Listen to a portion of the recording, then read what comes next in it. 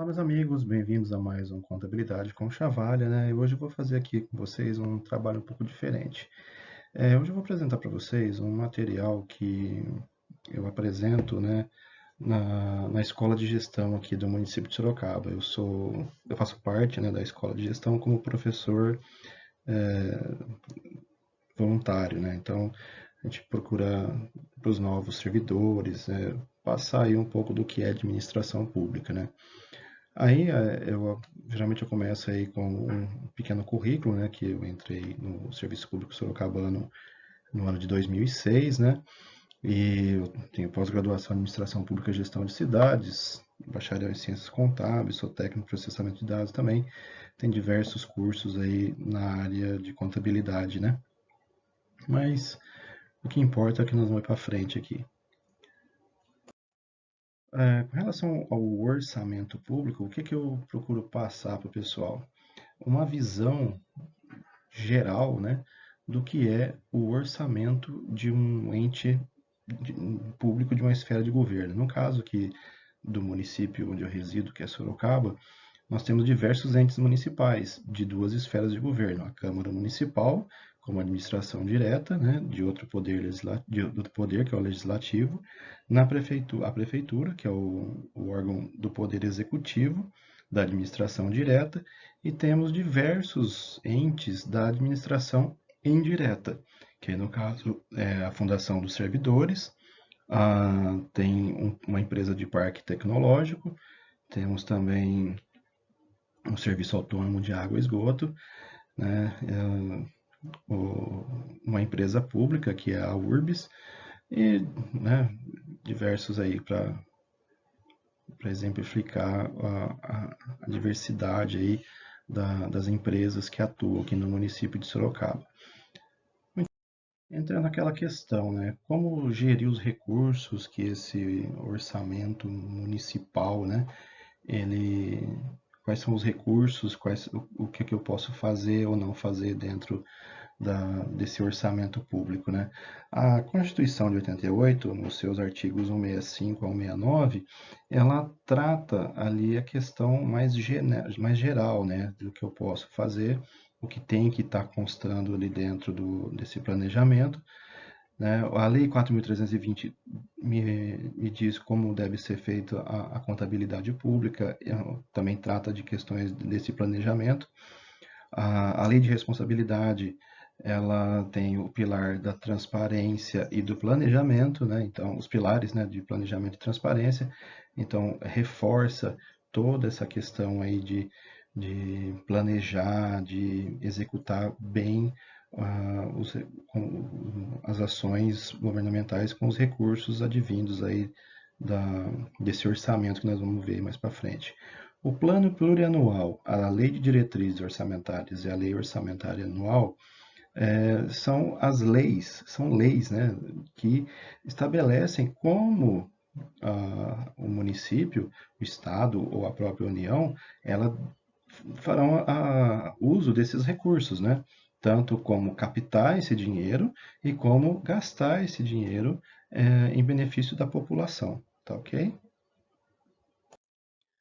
Aqui nesse quadrinho a gente vê a forma como o planejamento ele está distribuído na, no município, né? Então eu tenho um plano plurianual, de onde eu tiro algumas regras, metas e prioridades para fazer a lei de diretrizes orçamentárias e orientar a forma como eu vou fazer a lei orçamentária anual. E a lei orçamentária anual é, de certa forma, o que eu realmente vou fazer de todo esse planejamento que eu montei aí num determinado período, né? A gente tem que lembrar que esse plano plurianual ele é válido por 4 anos, né? Então, 3 anos do mandato do chefe do executivo e mais um ano do mandato seguinte, que é para não ter mais aqueles problemas de esqueleto de obra que fica para trás, né? Que a gente via muito no passado, antes da promulgação da lei de responsabilidade no ano 2000, né? Você já tem 20, já atingiu maioridade essa lei, aí já com seus 21 anos, né? A LDO, ela faz ali está como conexão, né, que ela retira parte do planejamento do plano plurianual e aplica, né, no exercício, no ano em questão. Então, por exemplo, eu tenho um plano plurianual válido agora por 2022, 23, 24 e 25. Então, a LDO de 2023, ela já vai utilizar, perdão, de 2022, já vai utilizar parte do planejamento já para 2022 ali. Então, a lei orçamentária anual de 2022 já vai utilizar as metas e prioridades já constantes desse plano plurianual. Bem isso daí. As etapas desse ciclo orçamentário nós classificamos em 4 etapas, né? Estudo e elaboração, discussão e aprovação, execução e avaliação. Estudo e elaboração, a gente pode dizer que é todo aquele processo de formulação do projeto de lei em si, né? Então, as secretarias, os ministérios, elas têm a obrigação de coletar dados e informações da população para definir quais serão as políticas públicas que serão realizadas por um determinado governante, né? Então, por exemplo, no município, eu vou tratar mais da questão municipal, o prefeito, ele é, determina lá, né, num período que seja realizado esse estudo, né, um levantamento do que precisa no município, né, seja na área social, na área educacional, na área de saúde, de segurança, né, dessas grandes desejos assim da população, vamos dizer, né? E aí as pessoas, os servidores dessas secretarias, vão montar um projeto de lei, né, baseado nessa coleta de dados. Claro que também entra aí nessa questão o plano de governo que foi aprovado pela população quando da eleição daquele mandatário, né? Então isso também tem que entrar lá com certeza vai fazer parte do planejamento, porque ele foi eleito para isso, né? Aí mesmo já nessa fase de discussão e aprovação, ela já entra a questão da transparência, né, da lei que estabelece lá no artigo 48 eu acho que é 48A, da Lei de Responsabilidade, né, da Lei, né, 101 de 2000. Por quê? Ali também já entra a questão das audiências públicas, né, a participação popular na elaboração do projeto de lei. Então, todo esse processo, ele fica invalidado, né, de certa forma, vamos dizer assim, se não houver uma participação efetiva da população na sua elaboração, né? Então, você vê que atualmente, assim, as pessoas, se você pegar o histórico de todos os municípios aí na questão da participação popular, você vai ver que é muito pequena, né? Então, você vê que o povo não participa nesse momento aí da elaboração das leis orçamentárias, né?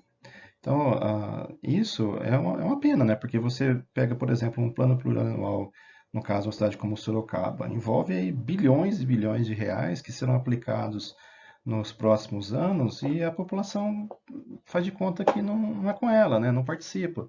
Até é interessante que essa questão da pandemia, eu vou datar esse vídeo agora, né? Que nós estamos no ano de 2021, é, a questão da pandemia, ela foi nessa questão da participação popular, aumentou aqui no município principalmente, porque as audiências públicas, quando eram realizadas presencialmente, havia uma baixa adesão, enquanto que as audiências virtuais, vamos dizer assim, o munícipe dá a sua participação através de um modelo virtual, de uma página de internet, de um formulário do Google Forms, talvez, aí isso aumentou a participação da população, né? E dentro ainda dessa fase de discussão e aprovação, depois de realizadas essas audiências, né, aí esse processo, essas leis, esses projetos de lei, eles são analisados, né, pela Câmara, pela Assembleia Legislativa, pelo Senado e a Câmara Federal, né? Mas o que acontece? No caso aí dessa aprovação, essas leis, essas três leis, PPA, LDO e LOA, elas têm um ciclo de votação que ele é estabelecido em primeira discussão, segunda discussão e redação final.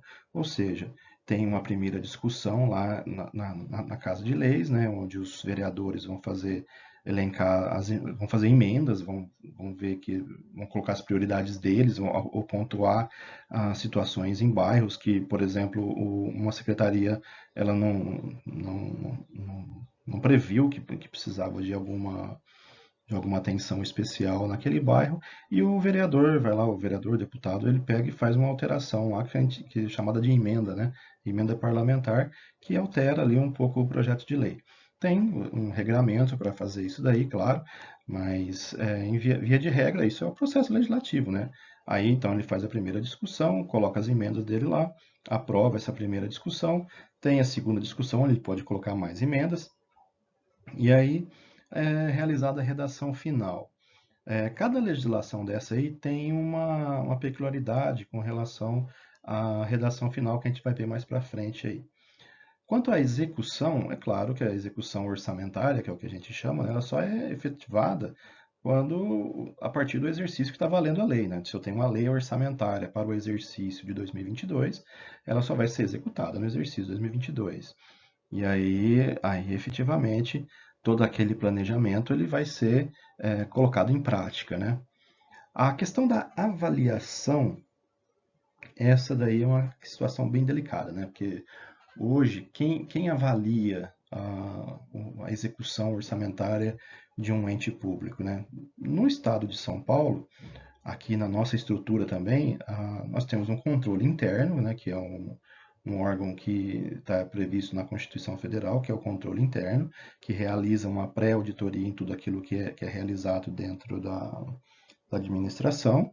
Aí depois temos o controle externo, que é realizado pelo Tribunal de Contas do Estado, no nosso caso, que é município, pelo Tribunal de Contas da União também, né, em algumas situações, e a Câmara Municipal, além, né, do munícipe, né, que esse é o principal fiscalizador.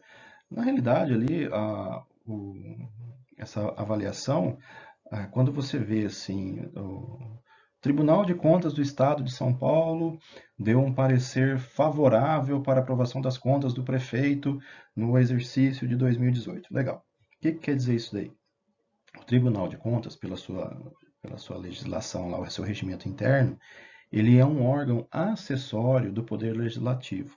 Então, o que quer dizer isso daí? Que quem tem o poder de aprovar ou não as contas do prefeito, do governador, é, é a Câmara, né? Então, o tribunal ele auxilia fazendo as suas análises, né? As suas fiscalizações para o órgão legislativo, que no caso é o município e a Câmara. Então, quem determina se a conta ela deve ser aprovada ou não é a Câmara Municipal. Mas é bem isso daí. Dificilmente você vê uma reprovação de conta com parecer favorável do Tribunal de Contas. E aí vem passando agora já para a questão dos gastos, né? De onde vem o dinheiro que a administração gasta, né? De onde vem o dinheiro para pagar lá o médico? De onde vem o dinheiro para pagar o professor? De onde vem o dinheiro para pagar o amarelinho que te multa, né? O servidor que emite o carnê do IPTU? Bom, pessoal, o dinheiro ele vem dos impostos, né? Os impostos que nós pagamos diariamente. Então, quando você compra uma mercadoria, compra um sapato, por exemplo, pediu a nota fiscal, aquele ICMS, o Imposto sobre a Circulação de Mercadorias, ele retorna para o Estado, para o município, para a União. Então, é uma incoerência a questão da sonegação fiscal, não se trata isso devidamente, porque hoje se perde muito mais dinheiro com a sonegação fiscal do que com a corrupção em si. Não que, claro, né, que nenhuma situação ela seja melhor ou pior que a outra. São todas situações horríveis, né? Sonegação e corrupção. Mas a perda de arrecadação com a sonegação ela é muito maior. Mas o que acontece? Veja, no passado, há milênios, né, vamos dizer assim, quando surgiram lá os primeiros assentamentos humanos, quando uma pessoa ela plantava milho, por exemplo, e ela tinha milho em excesso, ela ia trocar por alguém que tinha boi em excesso, ou por carne, ou por cevada, soja, qualquer outra coisa. Mas o que vem acontecendo é que, com o passar dos anos, essas trocas foram ficando impossíveis. Que, por exemplo, eu sou contador, sou um prestador de serviço. Para ter um alimento em casa, não bastaria eu trocar os meus serviços contábeis simplesmente para um produtor de milho, por exemplo, né? Então, essa questão, ela, quando da criação do dinheiro, isso ficou para trás, né? Esse escambo, né? Que a gente chamava de escambo na escola, quem estudou aí no primário, eu acredito, a questão do escambo, isso aí ficou para trás com a invenção do dinheiro, né? Então, todos nós hoje, que vivemos em uma comunidade, em um município, temos aí o dever cívico, né, de melhorar o lugar que a gente vive, né? Então, a nossa forma de fazer isso é contribuindo através dos impostos. Então, você pedir uma nota fiscal numa prestação de serviço, pedir uma nota fiscal quando você vai comprar um bem de uso, de consumo, é um dever cívico, né? Então, porque você está fazendo com que parte daquele recurso que você pagou naquela compra retorne para você em serviços públicos.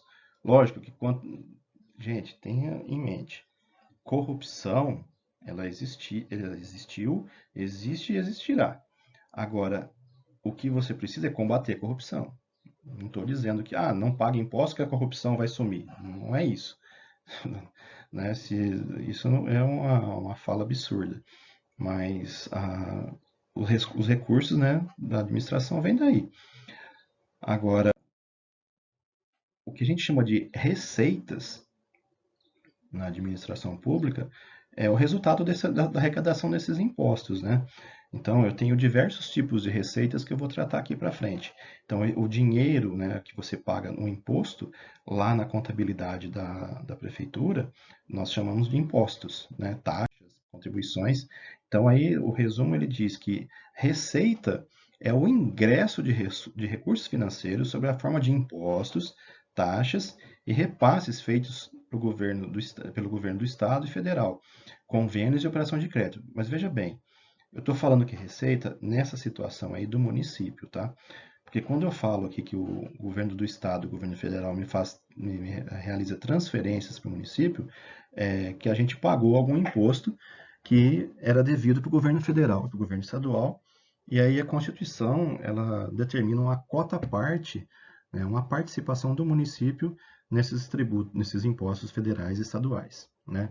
Os convênios, né, é aquela situação em de que o município e o estado, por exemplo, têm um interesse comum e aí assinam um convênio com contrapartida do município ou não para realizar alguma obra, por exemplo. O estado vai recapear a Avenida Independência aqui.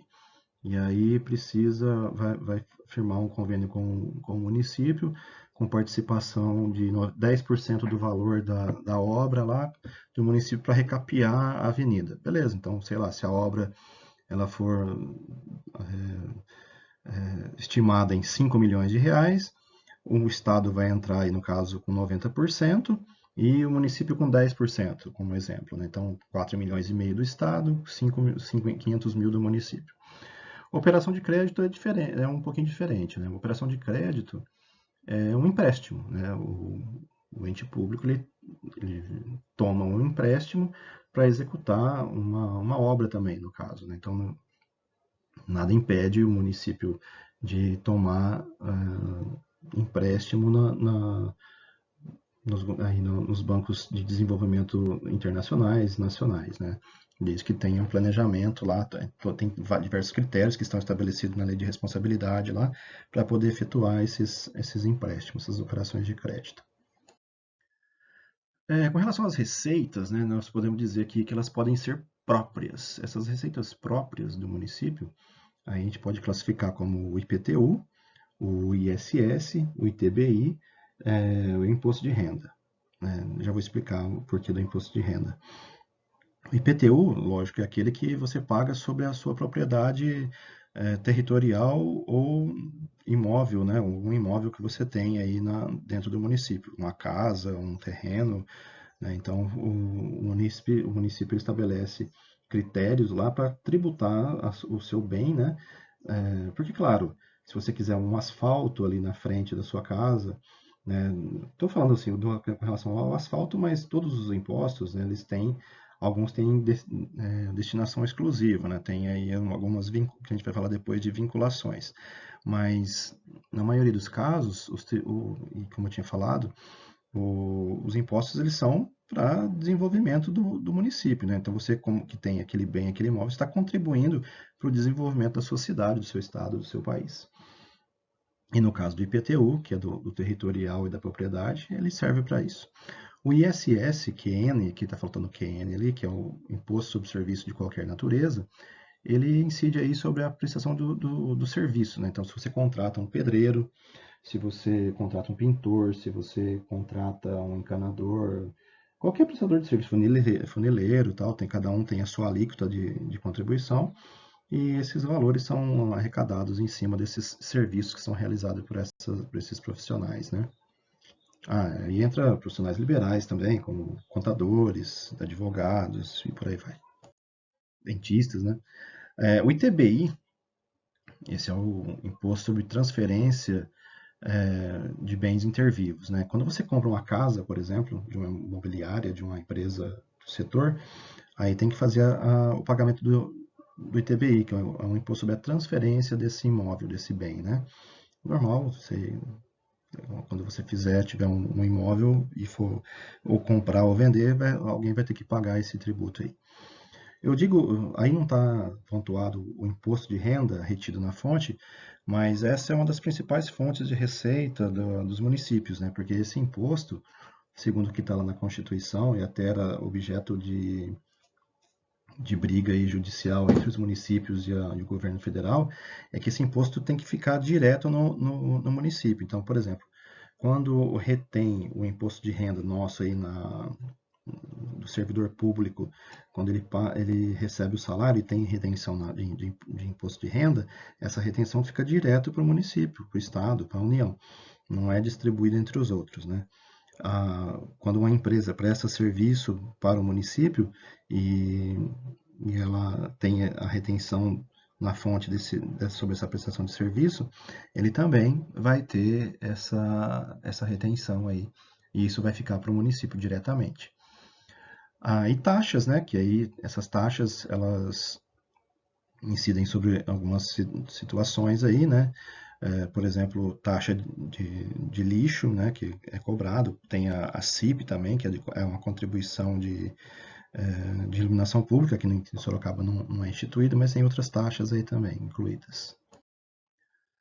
As principais transferências do Estado e da União que nós temos aí são o ICMS, né, que é o estadual, que é o Imposto sobre a Circulação de Mercadorias e Serviços, que 25% do valor arrecadado fica com o município. Então, ou seja, se o Estado arrecadou R$ 1.000 de ICMS, 25% desse valor é distribuído entre os municípios do estado de São Paulo, num percentual que chama de valor adicionado. Então, quanto maior o valor adicionado do município, maior a participação dele no ICMS.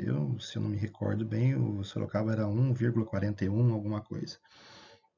Isso aí já rendia quase 500, um pouco mais que 500 milhões de reais, né? Então veja aí que o valor do ICMS é grande. O IPVA, né, o Imposto sobre a Propriedade de Veículos Automotores, é um tributo, um imposto estadual.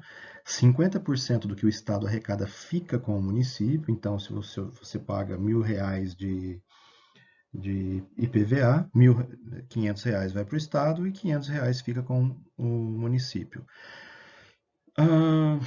O próximo aí é o FPM, Fundo de Participação dos Municípios. Esse aí é da União. Esse aí ele é composto principalmente pelo imposto de renda, né? E o imposto sobre produtos industrializados, o IPI. Esse imposto de renda aí é o imposto de renda que as empresas que prestam serviços aí, no geral aí, elas contribuem, né, tem que pagar esse imposto para a União, e aí a União faz a distribuição entre os estados e os municípios, junto aí com o IPI e algumas outras coisas que estão previstas lá na Constituição. Temos também a questão dos fundos próprios, né? Aqui em Sorocaba, nós possuímos diversos fundos, tem acho que uns 20 ou 30 hoje já criados, mas os principais são esses aí. O FAMA, né, que é da Secretaria, pertence à Secretaria do Meio Ambiente, que sobre algumas receitas que a prefeitura arrecada, algumas multas principalmente, né, e a utilização de parques e algumas outras já previstas na legislação, doações também, esse valor tem que ser gasto em ações da Secretaria de Meio Ambiente. Então, a maioria das vezes é para custear, sei lá, alguma ação lá no zoológico e por aí vai. O FAED, que é a secretaria responsável, é a Secretaria de Educação, eles arrecadam isso daí, através de algumas promoções que eles realizam lá, né? Sejam cursos, congressos, simpósios, né? E doações que as pessoas fazem. Também parte, esse recurso ele é utilizado em ações da Secretaria de Educação, né? Veja bem. Aí, o da cultura, né? Quando você precisa, quero locar o teatro municipal, tem um preço, né? Então, esse preço ele é arrecadado dentro desse FAEC e aí isso tem que voltar em ações culturais, né? Só pode ser usado para isso. O FADAS, Secretaria de Esportes, quando você também. Veja que é tudo questão de preço público, né? Doação, patrocínio, todas essas questões aí já estão em todas as legislações de fundos, né? Então, se você quer usar lá o SIC ou o ginásio municipal, aí você paga um preço lá, né? Dependendo também do que você for fazer, né? Lógico que não tem uma regra, você não pode fazer qualquer evento, realizar qualquer evento lá nesses lugares, né? Tem algumas regrinhas lá na legislação. Uma questão é que o mote principal da administração pública, né? É que na administração pública você só faz aquilo que a lei autoriza. Então, qualquer coisa que a gente for fazer na administração pública tem que ter uma lei que autoriza fazer essa ação, tá? Então, não se faz nada que a lei não tenha lei autorizando, tá ok? Aí, receitas vinculadas e não vinculadas. O que vem a ser isso, né? Receita vinculada. Então, a receita vinculada é aquela receita que tem um objeto específico, né? Então eu só posso gastar naquela determinada situação. E a questão dos fundos lá é bem essa situação, a receita estritamente vinculada. Transferências que vêm para a saúde, transferências de convênio, então é o que a gente chama de verba carimbada, né? Então, se vem lá um recurso para reformar o ginásio, se vem recurso para o FAED, lá eu só posso usar naquilo. Até eu achei engraçado no final do ano, o pessoal falando no jornal, por que que a prefeitura não usa o dinheiro que tem lá para fazer o BRT, por exemplo, e usa em outras ações? Não pode, porque não pode. Aquele dinheiro ele é estritamente carimbado, é objeto de uma operação de crédito, né? Tem um contrato com um banco, um contrato internacional, é uma coisa seríssima se você descumprir as cláusulas contratuais. Então, demandariam, nem, né, nesse caso do BRT, nem lei autorizaria a efetuar o gasto, porque ele é estritamente vinculado, porque tem toda uma situação ali de legislações federais que tratam aquela questão. Então, não pode simplesmente, eu tenho dinheiro sobrando em determinado lugar, quero usar em outro. Não pode.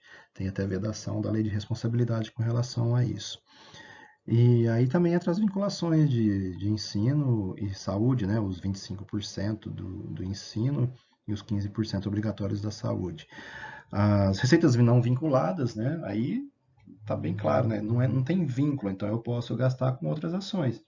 Pagamento de servidores, salários, né?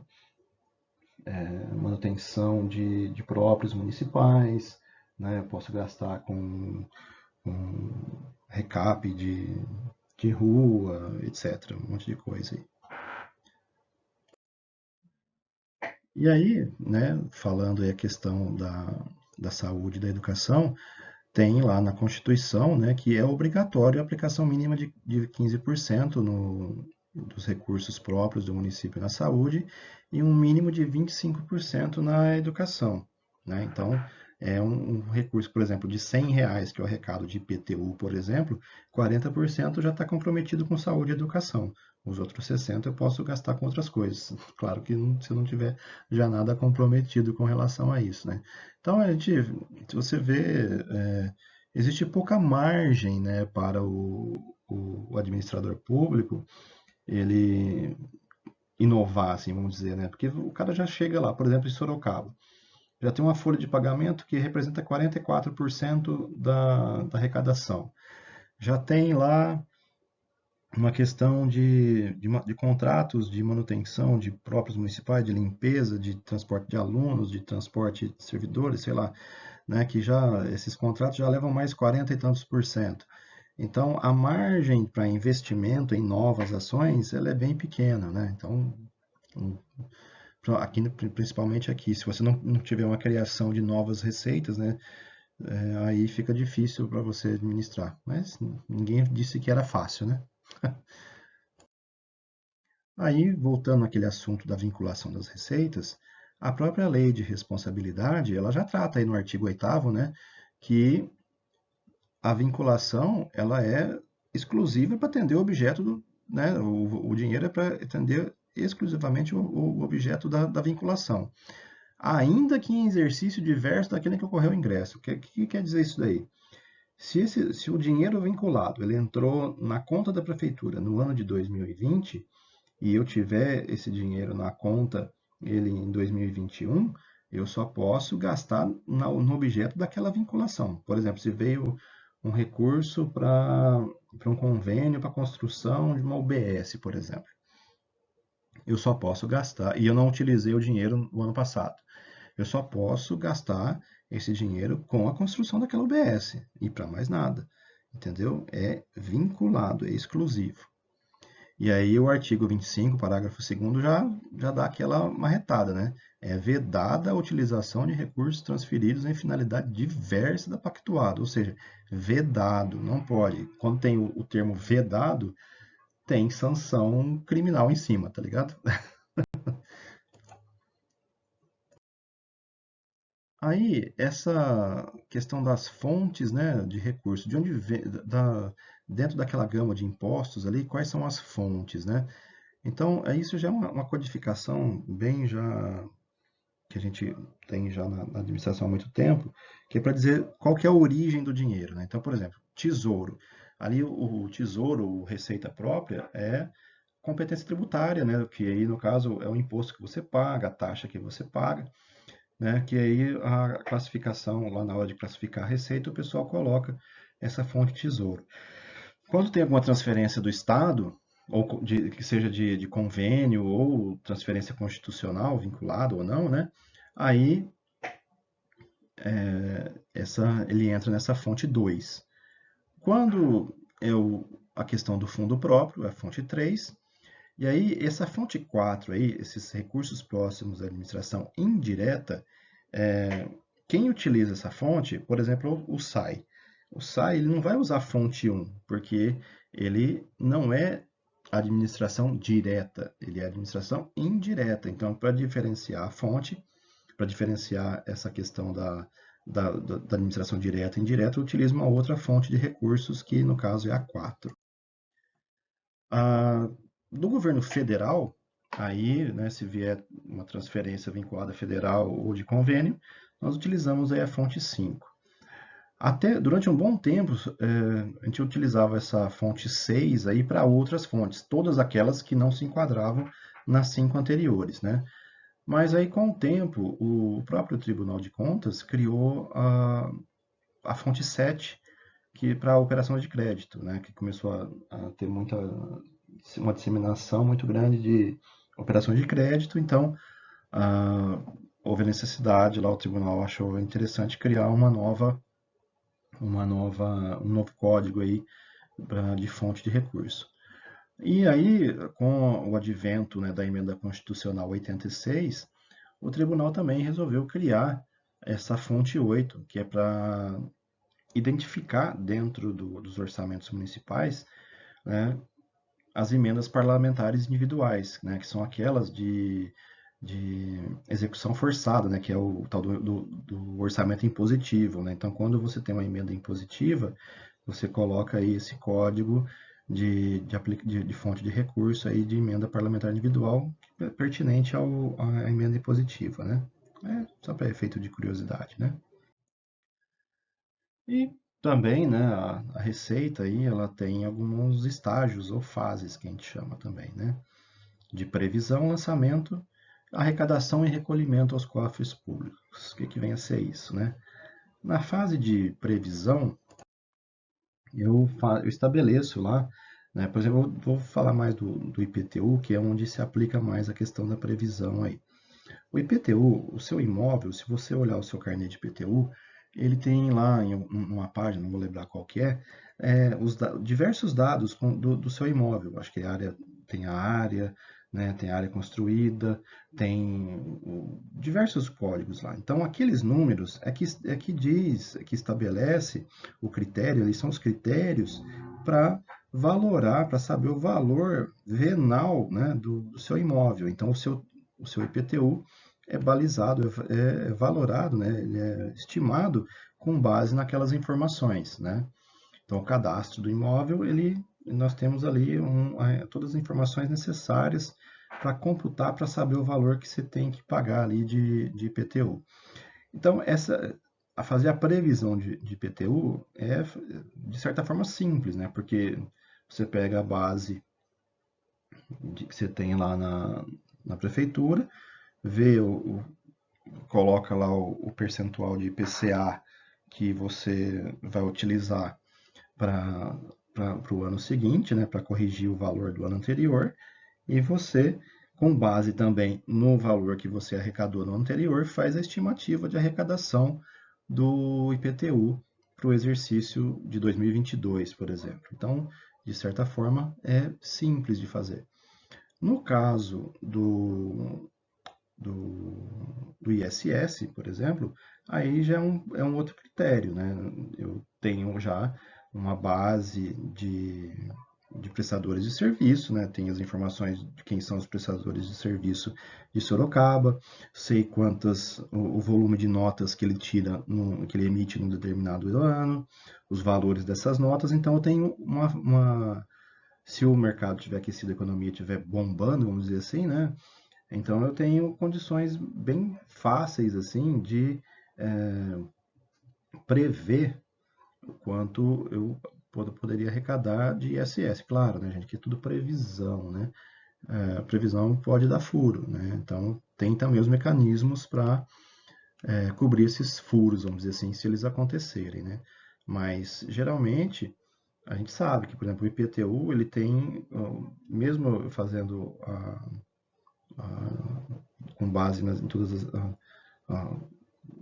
o cadastro, ver a arrecadação do ano anterior, colocar lá o percentual de IPCA e tal. 4% é a quebra que, em média, a gente tem tido aí nos últimos anos. Então, eu faço uma previsão, me quebra o arrecado de 100%, o arrecado 96, 97, 95, fica nesse patamar aí de 4%, vamos dizer assim, da arrecadação daquilo que é previsto, né? O lançamento é quando eu faço a individualização daquele valor, ou seja, é quando eu emito o carnê. Né? Então, no caso do IPTU, quando o carnê ele é emitido, é feito esse lançamento do imposto. No caso das notas fiscais, quando a pessoa emite a nota fiscal, eu posso entender aquilo como o lançamento do tributo, porque na realidade o que vai gerar mesmo a obrigação é a guia que ele vai emitir lá no determinado período, de acordo com a legislação, né? Mas aí o lançamento ele é bem isso, ele é quando eu crio a expectativa de receber o valor que está previsto lá na lei orçamentária, né? E aí, essas fases de arrecadação e recolhimento tem uma arrecadação e recolhimento. Parece que é a mesma coisa, mas não é, né? Então, quando você vai no banco com o carnê e paga o carnê, você está arrecadando, né? Então, a arrecadação é quando você pega o carnê e pagou o carnê. Então, você fez o processo de arrecadação. Quando a prefeitura ela vai lá no banco e pede esse dinheiro lá que você pagou, a prefeitura está fazendo o ato de recolhimento. Então, a prefeitura está recolhendo os valores para os cofres públicos, né? Então, no caso ali, a arrecadação é quando você paga lá no banco, e aí o recolhimento é quando a prefeitura faz a captação final desse recurso. De acordo com os contratos, é em torno de 2 a 3 dias, dependendo do banco. Então, se você paga na segunda-feira, com certeza na quarta já está sendo baixado lá o seu carnê já deve estar baixado lá na prefeitura. E aí vamos falar um pouquinho agora da despesa, né? Porque a gente falou agora, e até agora, do dinheiro, de onde vem o dinheiro que a gente utiliza lá nas nossas ações, nas secretarias, né? E o que são as despesas? As despesas são as ações, né? Aquilo que eu vou gastar, aquilo que eu vou fazer efetivamente para gerar um serviço público de qualidade, né? Então, eu tenho o salário do servidor, eu tenho material de consumo, eu posso gastar com material de informática, né? Tudo aquilo que for necessário para desenvolver uma ação pública, né? Uma ação de interesse público, vamos dizer assim. Então, a lei do orçamento, aqui eu vou passar essa definição, né? A lei do orçamento é o documento que caracteriza a fixação da despesa orçamentária, ou seja, o instrumento no qual são legalmente fixadas as discriminações e especificações dos créditos orçamentários. Gente, o que quer dizer isso? Quer dizer que é na lei orçamentária que efetivamente vai ter lá a dotação, vai ter o recurso, né? Quanto que está previsto para pagar a folha de pagamento, quanto que está previsto para pagar o combustível, quanto que está previsto para manutenção predial e por aí vai, né? Ali na lei orçamentária tem que conter a previsão de todas as receitas e a previsão de todas as despesas. E ela tem que ser equilibrada, né? Eu não posso gastar mais do que eu arrecado, né? Você não gasta mais do que ganha, né? Imagino, né? Então, se você tem um salário aí de, sei lá, 3 e gasta 4, fica difícil, né? Então, não pode. No caso se você fizer isso na sua casa, você vai tomar um puxão de orelha lá do seu companheiro, da sua companheira. Mas agora, no caso aí da administração pública, tem sanções seríssimas, né? Você não pode gastar mais do que arrecada. Tem a lei de responsabilidade e está aí para isso, né? Para fiscalizar essas situações aí. E as despesas, aí nós chamamos de manutenção e investimento, né? Posteriormente, eu acho que eu já falei em algum outro vídeo aí sobre a questão da, da funcional programática, da classificação das despesas, né? Então, manutenção, as despesas de manutenção, nós utilizamos o termo mais correto, o termo correto é despesa corrente e ele começa com o código 3, né? Então, se você vai fazer a manutenção de uma praça, a pintura de uma escola, pagar salário do servidor, é uma despesa de manutenção, tipo 31 90 11, 33 90 30, 33 90 36, 33 90 39, né? 32 90 qualquer coisa. Então, tudo que começa com 3 é despesa de manutenção. Aí, investimento é quando eu quero construir alguma coisa, ou tem algumas reformas em que o valor da reforma, se ela ficar acima de 20% do valor do imóvel, aí eu já trato como investimento, né? Então, aí no caso, construção de uma praça, de uma escola, de um OBS, né? A ampliação da oferta de serviço de uma determinada área, né? Por exemplo, eu quero ampliar um posto de saúde, então aí essa ampliação eu trato como investimento. E aí o investimento ou despesa de capital, né, que é o nome correto, ela começa com o código 4. Então, se você vê uma despesa lá que tem 4.490, 4.6, 4.5, Então aí, se você vê uma despesa que tem esse código, trata-se de um investimento, de uma despesa de capital, né? Etapas da despesa, né? Então você pode ver aí, ó, que eu tenho 5 etapas para realizar uma despesa, né? Eu tenho a reserva, o nome correto ele é reserva de despesa, ou reserva de dotação, a licitação, né? O processo de licitação, o empenho, a liquidação e o pagamento. Muito bem. Como eu disse para vocês em algum momento aí, na administração pública, eu só faço aquilo que a lei autoriza, né? Então, a reserva de empenho, de dotação, ela está estabelecida lá na Lei de Responsabilidade Fiscal, né? Se você pegar ali o artigo 14, se você pegar perdão, artigo 14 não, artigo 14 não, o artigo 15, 16 e 17, se você pegar esses artigos aí, você vai ver lá que ele trata da forma que eu posso realizar a despesa. Então, a reserva de empenho, ela de dotação, ela vem aí para atender o que está previsto nesses 3 artigos, tá? Aí a licitação, ele está previsto aí na Lei 8666 de 93, né? Então eu faço uma reserva de dotação para poder realizar um processo licitatório. Então aí tem lá as diversas modalidades de licitação, né? E aí que uma vez que estejam cumpridas todas as etapas desse processo licitatório, aí eu já posso fazer o empenho, né? Então, eu tenho lá, eu realizei o processo licitatório, descobriram lá qual que vai ser a empresa que ganhou, e aí vem lá para fazer o empenho. O empenho, o empenho, liquidação e pagamento são as fases, as etapas da despesa que estão previstas na Lei 4.320 de 1964. Então, quando eu falo empenho, liquidação e pagamento, são as fases da despesa que estão previstas nessa legislação. Então, muito bem, vamos dar uma passadinha aqui, que é a reserva, né? Então, eu falei da reserva, que ela está prevista lá na lei de responsabilidade. Então, eu bloqueio parte do recurso orçamentário, a gente vai ver depois, acho que não, a gente vai ver aí que eu tenho cada dotação orçamentária, eu brinco que você tem uma casa, você tem um endereço, né? Então, o endereço da sua residência é X. O endereço do dinheiro, né, da dotação do recurso para fazer uma determinada ação, ela tem um endereço que é a dotação orçamentária. Aí tem um vídeo já lá de execução orçamentária, de planejamento, que tem lá que já fala dessa questão aí da dotação orçamentária.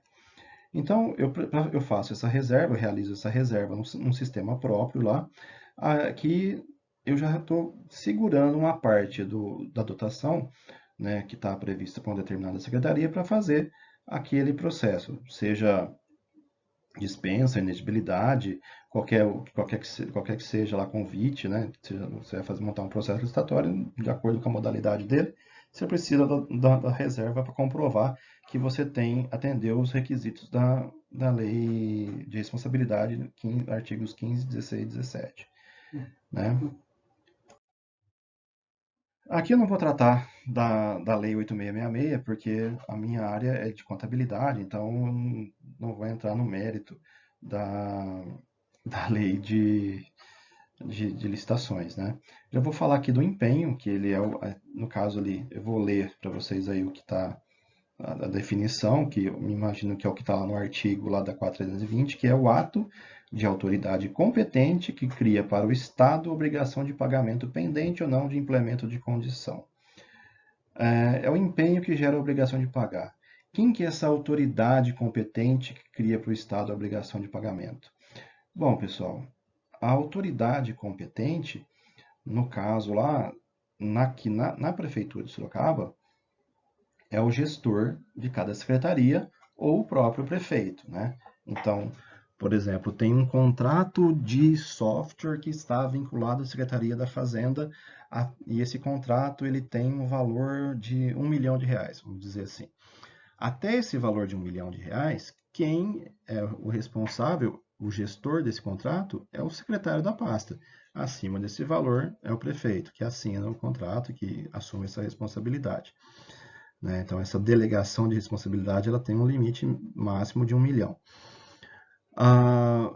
E o empenho, né, ele é realizado ali para identificar o fornecedor, o CNPJ, né, tem lá o valor que vai ser utilizado no exercício. Então, veja bem, uma das questões da lei 4.320 é que ela, com relação à despesa, é que ela diz o seguinte, que pertencem ao exercício a despesa nele empenhada.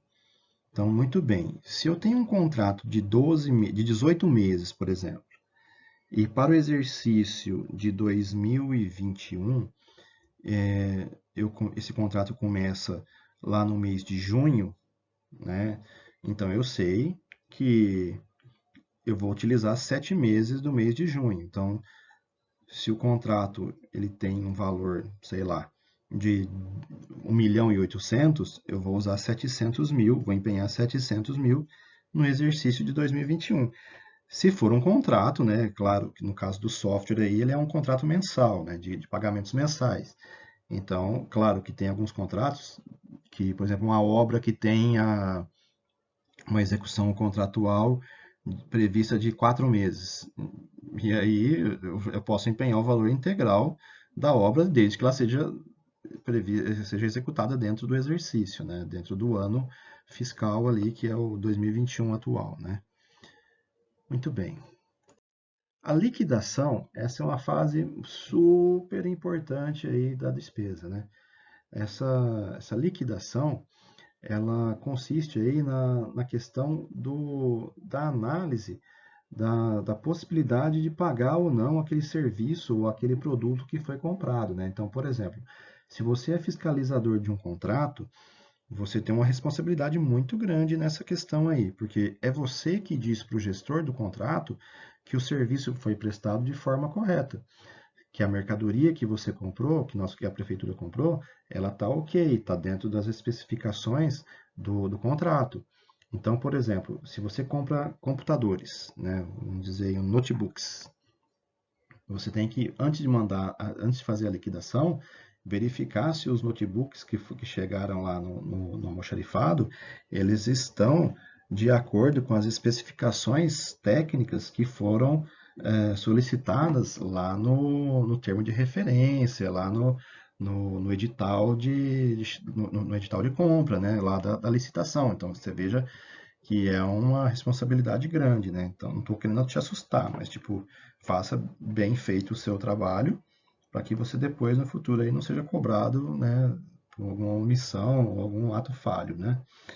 Mas muito bem, então, aí uma vez que você identificou que o serviço foi prestado dentro das especificações que estavam lá no contrato, você assina e encaminha para o seu gestor lá do contrato, no caso, o secretário da pasta, que vai, com base na sua verificação, assinar e comprovar que aquilo realmente está certo, né? A fase de pagamento é a última fase da despesa, né? Essa fase aí, ela já é aquela questão onde o que vai ser feito é o pagamento, né? Tem o empenho, a nota fiscal já foi liquidada porque está tudo correto lá, de acordo com as anotações e as prerrogativas lá do contrato, e aí você encaminha para a secretaria lá responsável pelo pagamento, no caso aqui em Sorocaba, a Secretaria da Fazenda, para realizar o agendamento, né, de acordo com as cláusulas contratuais do pagamento daquela nota fiscal, daquela medição ou daquela parcela, o que quer que seja. Tá certo? E olha só que interessante, né? A realização de uma despesa sem a emissão do empenho configura crime de responsabilidade, tá, gente? Aqui em Sorocaba tem até esse decreto aí, o 26090, de 28 de janeiro, que trata da forma como serão apuradas as responsabilidades, né, quando você faz um gasto sem ter o prévio empenho, porque tem um artigo na Lei 4.320 que diz que você não pode realizar despesa se não tiver um empenho prévio. Né? Então, mesmo que você tenha um contrato, mesmo que você tenha uma licitação vigente, se você não tiver um empenho, complicou. Aí você vai estar enquadrado nessa legislação aí de apuração de responsabilidades. Aqui nós vamos tratar um pouquinho agora com relação aos planos, né? Vamos falar mais um pouco dos planos, das leis, né? A forma como esse processo ele deve ser realizado, né? E os prazos de encaminhamento, né? E o que acontece lá no Poder Legislativo, né? Então, com relação ao PPA aqui, ao Plano Plurianual, nós sabemos que ele deve conter diretrizes, objetivos e as metas da administração pública para as despesas de capital e outras delas decorrentes e para as relativas aos programas de duração continuada. Gente, o que quer dizer isso daí? Bom, lembra que eu falei para vocês lá que as secretarias tinham que fazer a coleta de informações, a coleta de dados, né? Para montar os planejamentos para o mandato do prefeito? Muito bem, é isso daí.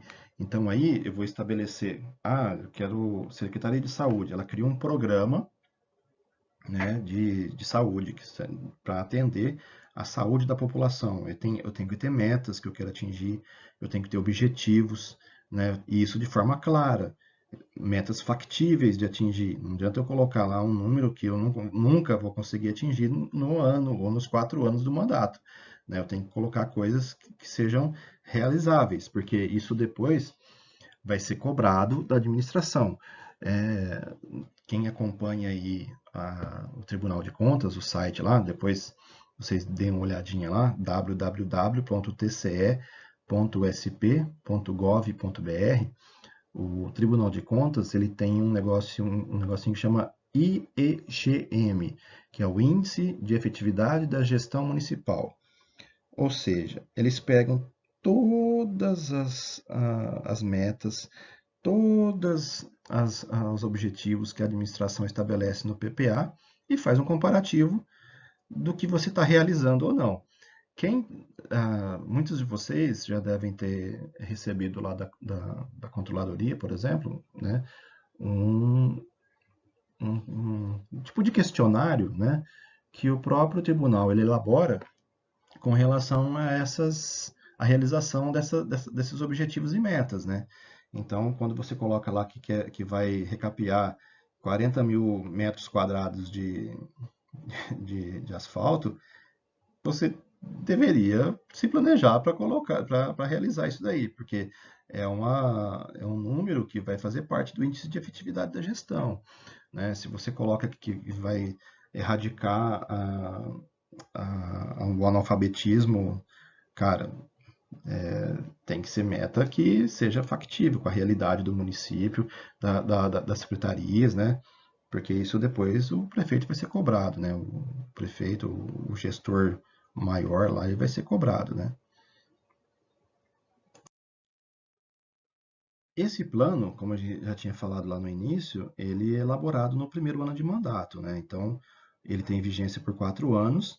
Esse ano de 2021, nós ainda estamos executando o PPA do mandato anterior. Lembra que eu falei para vocês? Ele vale por 4 anos, mas é 3 anos de mandato do prefeito, do mandato atual, e entra em 1 ano do mandato do posterior. Por quê? Mesmo que ele seja reeleito, ele ainda tem que executar o plano do ano anterior. Ou seja, se eu tenho um PPA válido de 2022, 23, 24 e 25, 2022, 23 e 24 pertence ao mandato atual.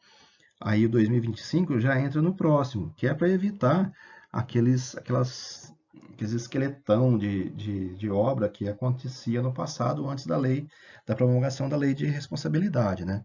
Então, é para evitar que não se disponibilize recursos, né, para terminar essas obras. É complicado, né?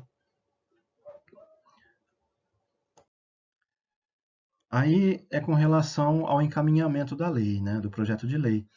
Ele deve ser encaminhado até o dia 31 de agosto, né, do primeiro ano do mandato, e aprovado até o 31 de dezembro do mesmo exercício, vigorando até o primeiro ano de mandato do próximo governante, vigência de 4 anos. Mas a questão maior aí é com relação à aprovação até 31 de dezembro. Não é bem 31 de dezembro, é até a última sessão legislativa, né? Então, até a última sessão legislativa, a Câmara, a Assembleia ou a Câmara Federal, ela tem que aprovar esse projeto de lei. Ele não pode ser recusado, tem umas regras lá da Constituição que a Câmara, o Legislativo não pode recusar esse projeto, ele tem que efetivamente aprovar, lógico que vai ser emendado tudo, mas ele tem que aprovar. E até a última sessão legislativa.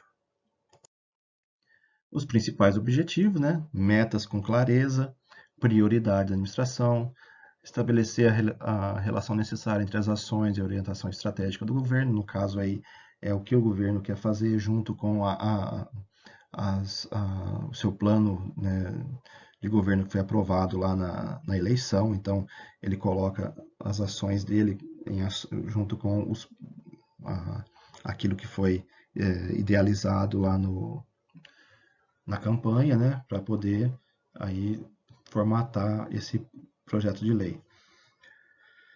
Coerência dos orçamentos anuais, né, com essas metas e diretrizes, né, aí você vai ter lá projetos ou ações que vigoram por mais de um exercício, e esses projetos e ações, eles têm que ter um começo, meio e fim, né, que seja organizado nessa questão aí.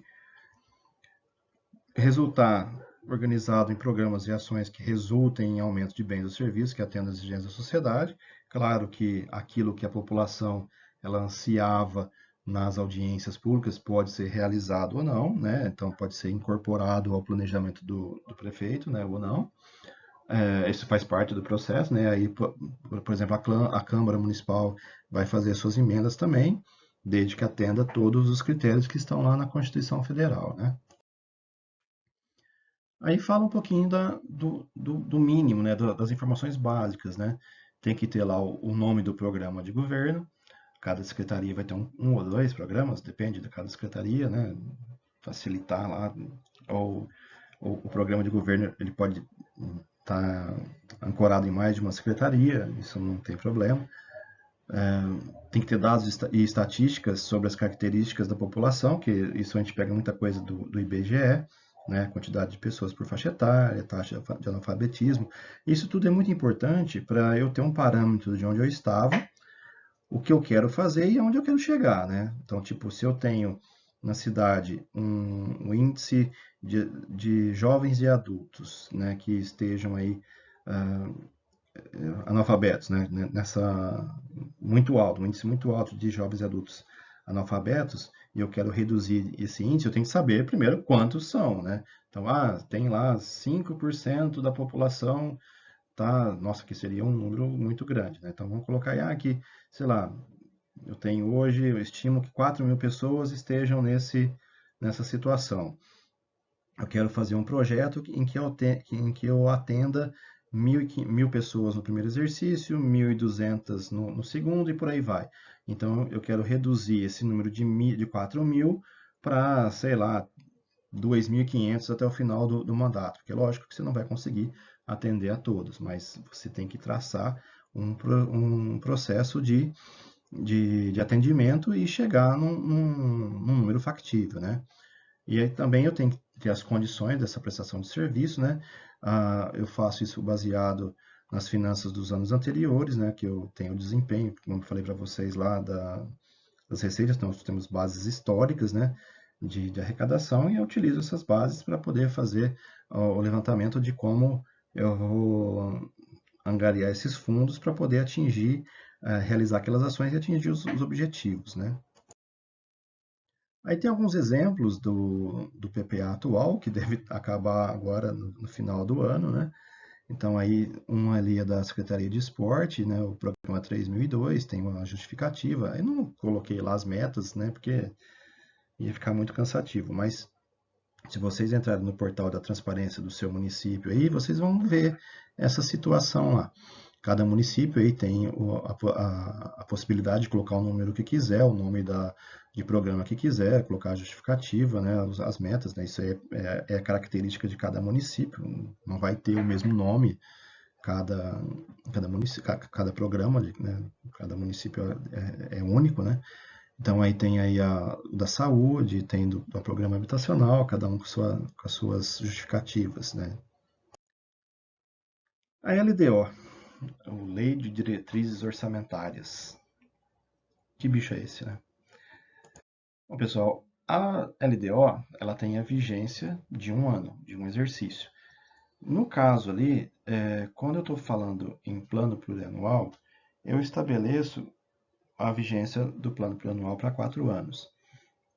Então, eu tenho dentro daquele plano plurianual, dos 4 exercícios, eu vou focalizar o exercício de 2022, por exemplo. O que eu previ no PPA para realizar no ano de 2022? É isso que, basicamente, eu vou constar na LDO. Tá? Então, eu vou pegar aquelas metas, aquelas prioridades que eu previ executar no exercício de 2022 e vou colocar lá na LDO. Muito bem.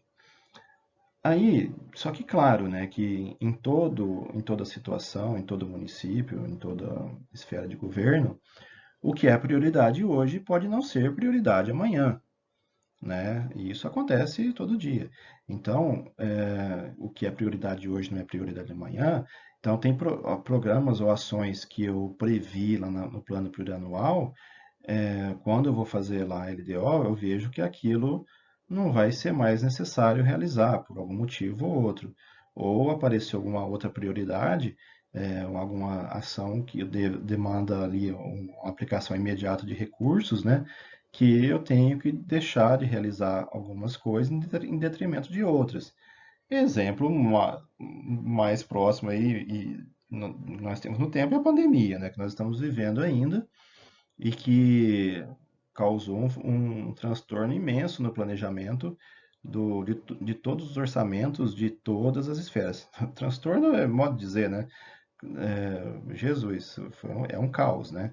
Porque você perdeu receitas, né? Perdemos vidas. Eu tô falando, não estou falando da questão humana, eu estou falando da questão numérica aqui, de valores, né?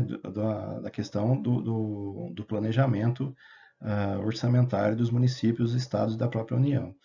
Então, para a União, de certa forma, eles têm a capacidade de criar o dinheiro, né? Então, ele tem o Instituto do Crédito Extraordinário, em que ele abre um crédito extraordinário sem o devido lastro lá de receita, né? No município, o Estado não pode fazer isso, né? Então, nós não temos casa da moeda para imprimir dinheiro, vamos dizer, resumir assim de uma forma bem tosca, né? Então, aí eu tenho que deixar de atingir algumas ações, de atender algumas ações e passar o recurso para aquelas que são efetivamente necessárias, né? Então, ali, a LDO, ela também antecipa e orienta, né, a direção e o sentido dos gastos públicos e os parâmetros que devem nortear a elaboração da LOA, né? Então, ou seja, aquilo que estava previsto no PPA para o exercício de 22 é o que vai estar previsto na LDO no exercício 2022. Claro que aqui nesse momento eu já vou fazer alguns ajustes mais finos que eu não teria a possibilidade de fazer durante a elaboração do PPA, né? E ali eu já tenho nessa questão já um número, né, valores mais próximos da realidade. Porque você vê, quando eu faço o PPA ele vai valer por 4 anos. Você imagina, eu aqui estou no exercício de 2021 usando valores que foram elaborados lá em 2017. Em 2017, então, porque esse PPA aqui ele estava vigorando em 2018, 19, 20 e 21. Então, em 2017 eu elaborei esse plano. Olha só, então quer dizer, já são praticamente 4 anos, né? Que eu demorei para. Eu tive que fazer. Perdão, 2018? É isso mesmo. No ano de 2017 eu elaborei o PPA, que estaria vigente até hoje. Então, olha, no tempo aí, o quanto já desvalorizou, o quanto de inflação já comeu, né? Então, hoje, quando eu vou fazer essa LDO de 2021, por exemplo, eu praticamente tenho que rever todo o planejamento de receita, né? Tem que rever todas as receitas, porque tem receita que não arrecado mais, posso ter dado algum benefício fiscal, né, que é previsto lá na lei de responsabilidade, que aí algumas receitas vou deixar de arrecadar, então ou eu posso ter incrementado outras receitas, reduzir algum gasto, né, então tem que rever tudo, né. Então a LDO ela vem nessa questão aí para dar essa orientação para fazer a LOA, né. E aí eu tenho um prazo de entrega lá na, na Câmara, né, Legislativa, até o dia 15 de abril. E ela tem que ser sancionada, né, até o dia 30 de junho, né? Então, ali no caso, a Câmara, né, ela tem que fazer a votação antes do recesso, né? Eles têm que fazer a votação deles do projeto de lei entregar antes do recesso de julho, né? Então, ali o que acontece? Vai também ter lá o prazo de votação de primeira, segunda discussões, né, e a redação final. Aí a Câmara tem lá o seu regimento interno, né, vocês procurem lá depois no câmarasorocaba.sp.gov.br o regimento interno da Câmara para saber como que eles realizam lá essas votações. É bem legal procurar saber como funciona, tá, pessoal? Porque aí a gente vai tomando conhecimento de como funciona a administração, né? Que eu vejo muita gente reclamando das coisas, mas ninguém se prontifica a ir lá ler o que está escrito lá nas legislações, lá nos pareceres e tudo mais, né? É mais fácil criticar, né? Sem base, né? Mas tudo bem. Então aí o prazo é 15 de abril e tem que ser devolvido para sanção até o dia 30 de junho. Lei orçamentária anual. Aqui é onde o ficha, olha, mãe, não vê? Pode ser, porque aqui é o resultado final, né? É o final da cadeia orçamentária. Então, eu criei ações e programas lá no plano plurianual. Lá na LDO, eu peguei e dei lá a diretriz de como fazer isso na lei orçamentária. Eu posso ter tirado ações e programas ou incrementado ações e programas. E agora aqui eu vou fazer o ajuste mais fino, né, que é quando eu pego e já começo, já estou pensando já na aplicação dos recursos de forma mais detalhada, né? Então aí essa LOA, né, essa lei orçamentária anual, eu utilizo as informações que estavam no PPA, que eu passei para a LDO, e agora da LDO eu vou passar para a LOA, reforçando que se eu entreguei a LDO e promulguei a LDO, eu comecei a elaborar a LDO e entreguei na Câmara em abril de 2021, por exemplo, e eles aprovaram isso até o dia 30 de junho, e agora, em setembro, né, quando é o prazo para eu entregar aqui, eu vou ver aqui mais para frente aqui, é o prazo para entregar a LOA, aí o bicho vai pegar, né? Porque, tipo, eu tenho que fazer novamente aqui uma análise das receitas, que vai dar uma variação aí de IPCA, né? Se você pegar o boletim Focus, que é o que a gente utiliza para fazer as previsões, também, lá no boletim Focus ele atualiza essas informações semanalmente, né? Então, o que era o IPCA lá em março, abril, não vai ser o mesmo percentual lá em agosto, setembro. Então, tem que fazer essas correções aí na base de receitas e de despesas, né? Então, aí a LOA ela detalha a aplicação dos recursos do município em obras e ações para o exercício seguinte, né? Com base nas diretrizes anteriormente apontadas no PPA e na LDO. Antes de ser convertida em lei, a proposta é analisada pelos vereadores e podem se apresentar emendas ao projeto e de acordo com os critérios estabelecidos pela LDO. Ou seja, mais uma vez, então, o vereador ele tem a possibilidade de fazer emenda lá no PPA, vai fazer emenda na LDO e vai propor emendas também na LOA, né? E aí ele também pode propor, pode não, vai propor ali na lei orçamentária novas emendas. Então, eu tenho uma primeira discussão, uma segunda discussão e uma redação final também. Então, eu abro um exercício para fazer determinadas emendas, aí isso é aprovado, abre a segunda discussão, mais emendas, aí novamente é aprovado, e aí a redação final, que é para consolidar todas essas emendas, todas essas alterações realizadas pelo Legislativo, né? Aí, uma definiçãozinha, né, que ela conterá a discriminação da receita e despesa de forma a evidenciar a política econômico-financeira e o programa de trabalho do governo. Então, o que quer dizer isso aí? As ações que o governo municipal quer realizar no exercício seguinte, todas elas vão estar constando, vão constar ali, né, dessa lei, desse projeto de lei de orçamento. E ali também ele diz,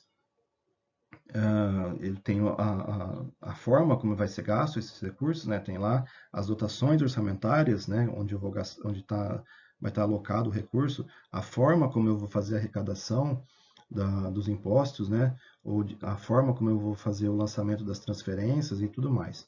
Então, tudo tem que estar previsto na lei orçamentária. No caso de Sorocaba, eu tenho prefeitura como poder executivo, administração direta, Câmara Municipal como administração direta, poder legislativo, Serviço Autônomo de Água e Esgoto como autarquia, administração indireta, é, Fundação dos Servidores Públicos, né, que aí tem lá administração indireta também, a empresa Parque Tecnológico, administração indireta, empresa pública, a URBS, que também é uma empresa pública, administração indireta. Então, o Parque Tecnológico, falei todos, né? Acho que sim. Aí, todos esses entes vão fazer parte aí desse orçamento. Então, todas as receitas e todas as despesas que esses órgãos aí têm a possibilidade de arrecadar e todos os gastos que eles têm a possibilidade de realizar, tem que constar do projeto de lei. Gente, uma coisa que eu acho que eu falei um pouco mais para trás, o orçamento tem que ser equilibrado, equilíbrio orçamentário. Então, o número que eu tenho lá na receita é o mesmo número que eu tenho lá na despesa, porque a lei orçamentária ela diz o seguinte, que ela estima a receita e fixa a despesa. Então, eu faço uma estimativa do que eu pretendo arrecadar e fixo aquilo que eu vou gastar. Mas, claro, se eu não arrecadei a, a receita, eu não posso realizar a despesa. Então, se houver uma diferença muito grande entre aquilo que eu previ arrecadar e aquilo que eu estou prevendo gastar, eu tenho que tomar algumas medidas que estão previstas lá na Lei 4.320, artigo 43, que são lá perdão, na Lei de Responsabilidade, não vou lembrar o artigo agora, que aí trata do contingenciamento. Então, se eu não realizei a receita, eu não posso também realizar a despesa correspondente. Então, se eu previ arrecadar 1 milhão, arrecadei 900, aí eu só posso gastar 900, né? Aquele 1 milhão que eu previ lá gastar, eu não posso fazer, tá? Isso aí é um crime de responsabilidade também, tá? Isso está previsto aí na legislação. O prazo de entrega aqui no estado de São Paulo, os municípios devem obedecer o prazo, que é até o dia 30 de setembro. Então, você abre para as secretarias elaborar lá, né, tem os critérios de elaboração, né, as planilhas a serem preenchidas, e eles têm até o dia 30 de setembro para entregar na Câmara. Então, o prazo para as secretarias ele é um pouco menor, né? O prazo para estar lá na Câmara, para iniciar aquele processo legislativo, lá de primeira, segunda e redação final, ele tem que ser entregue até o dia 30 de setembro, tá ok? Aí, vou falar aqui das etapas, mas eu já falei no passado alguma coisa com relação a isso, né? Que é essa etapa preliminar, o órgão de planejamento, no caso da Prefeitura aqui de Sorocaba, tem uma lei lá, a 11488 de 2017, se não me falha a memória, ela estipula que o órgão, Secretaria da Fazenda, é o responsável por determinar lá as regras para fazer o orçamento. Então, é a Secretaria da Fazenda que aglutina todas as informações que as secretarias e os outros entes públicos, né, vão, seus levantamentos lá para poder fazer, elaborar o projeto de lei. Então, a Secretaria da Fazenda, ela determina os critérios, monta umas planilhas lá, encaminha para essas pessoas, que vão fazer esses levantamentos com os servidores lá, né, com a população em geral, verificar quais são as necessidades da população sorocabana, né, ver aí onde os indicadores de IBGE, né, aquilo que a população, né, população de as idades, né, de 2 a não sei quantos anos lá, ver a questão de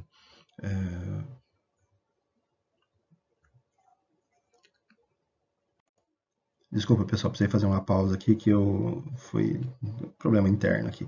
Mas a questão é os índices de natalidade, né, de mortalidade infantil, tudo isso aí tem que fazer parte dessa etapa preliminar. Aí, o pessoal vai montar esse projeto, né, fixar as despesas, estimar a receita, né, e montar o projeto de lei. Essa é a etapa intermediária, né, aí já é a questão aí das propostas da coleta de informações, né, dos outros entes, ver o que estava lá no PPA e na LDO e juntar tudo, né? E aí, a etapa final, que é a análise e consolidação dessas propostas, né? Compatibilização, ver se o que está no PPA está na LOA, está na LDO, se está tudo é, compatibilizado, se o que está no PPA foi passado para a LDO e da LDO está sendo atendido na LOA. Então tem que fazer essa verificação. E aí depois, né, vai encaminhado para as audiências públicas, né? O pessoal, os munícipes vão dar suas sugestões também. Aí depois é elaborado o projeto de lei final, encaminhado para a Câmara no prazo de 30 de setembro. Aí tem lá a questão do prazo de votação também, que aí no caso tem primeira e segunda discussão e redação final.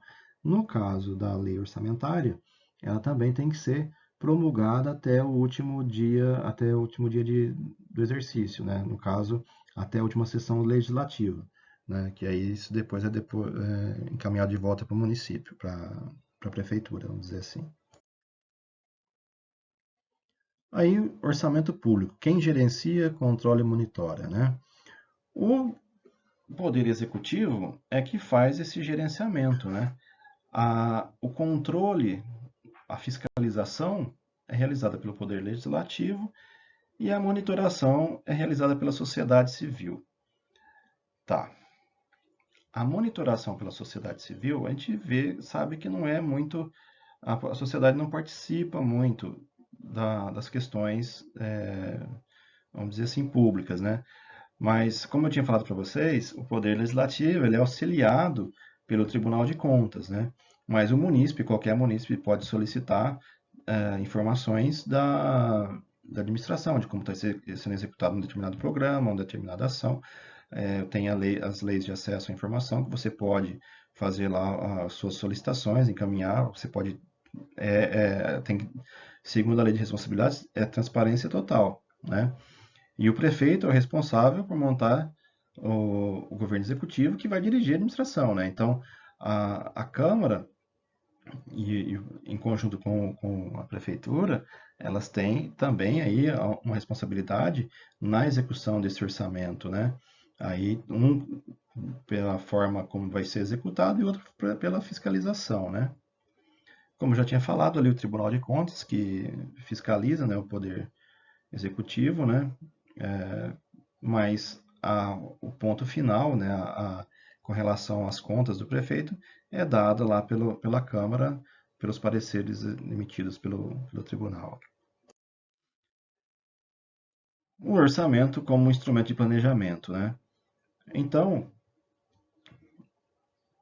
a lei de responsabilidade ela estabelece que todo o planejamento e a transparência como pilares, né, dessa lei. Então, tudo na administração pública tem que ser planejado, tudo tem que ter uma lei que autoriza, tudo tem que ser revisto, tudo tem que ser analisado.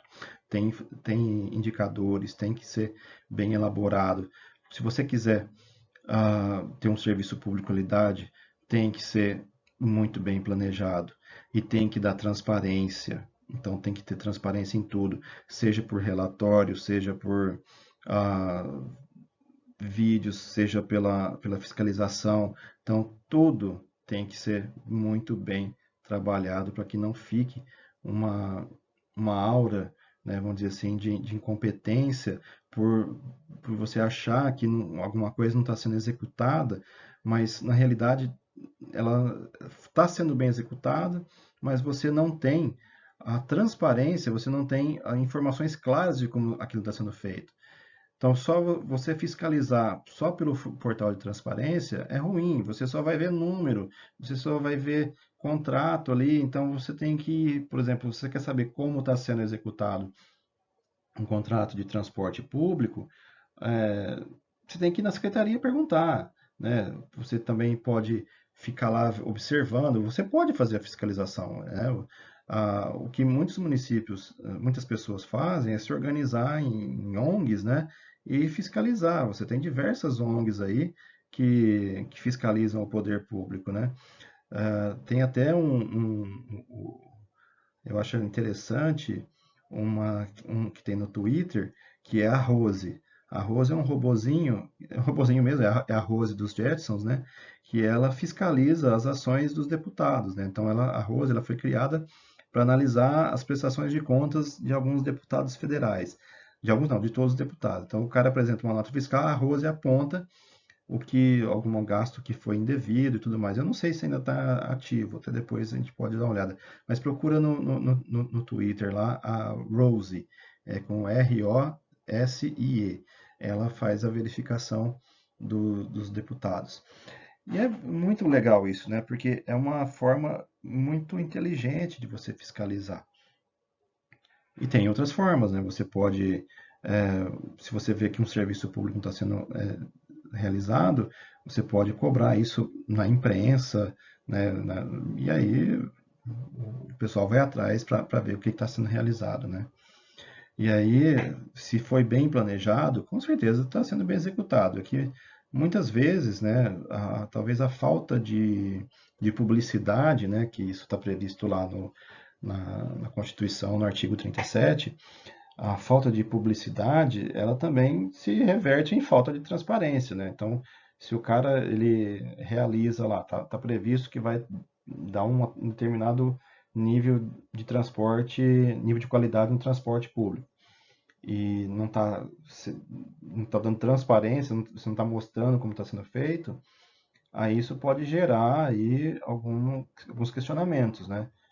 Muita gente não tem a possibilidade de acordar cedo para acompanhar, por exemplo, quem não tem filho, né? Quem tem filho já pega o moleque e bota lá para esperar o transporte e nem vai ficar olhando a situação que está o ônibus, se está tendo distanciamento social, se ele está pondo máscara, né? O pessoal, né, nessas situações, né, já deixa o menino lá, já entrou no ônibus, já vai embora, né? Não tem tempo para ficar fiscalizando essas coisas. Então, o Tribunal de Contas ele faz essas ações, né? Ele fiscaliza isso em loco. Recentemente eles fizeram isso em todo o estado de São Paulo. Então, o Tribunal de Contas também é bem interessante nessa questão dessas fiscalizações ordenadas, vamos dizer assim, né? Que eles chamam, né? Então, aí, como os recursos são limitados e o orçamento é feito para um período de um ano, é necessário que sejam escolhidas ações a serem executadas, né? Então, claro, se está lá no orçamento é porque foi escolhido, né? Já foi priorizado pela LDO, pelo Plano Plurianual e sacramentado na lei, né? Na lei orçamentária. Basicamente era isso que eu tinha para falar para vocês, né? Com relação aí, tem aí a bibliografia que nós utilizamos aí para montar esses slides, né? Eu tenho aí a Constituição Federal de 88, a Lei 4.320, né, de 64, a Lei de Responsabilidade e o Manual do Tribunal de Contas, que trata do planejamento público, né? Se vocês quiserem conhecer mais os trabalhos aí que são realizados pela Escola de Gestão Pública aqui de Sorocaba, tá aí o site, o link para vocês entrarem em contato, tem o e-mail, o telefone. Peço que se vocês tiverem algum interesse lá, dê uma olhadinha lá, bem interessante o site, tem bastante coisa interessante. Tá ok? Eu vou ficando por aqui, um forte abraço a todos, desculpe o latido do meu cachorrinho aí no final, e até o próximo vídeo.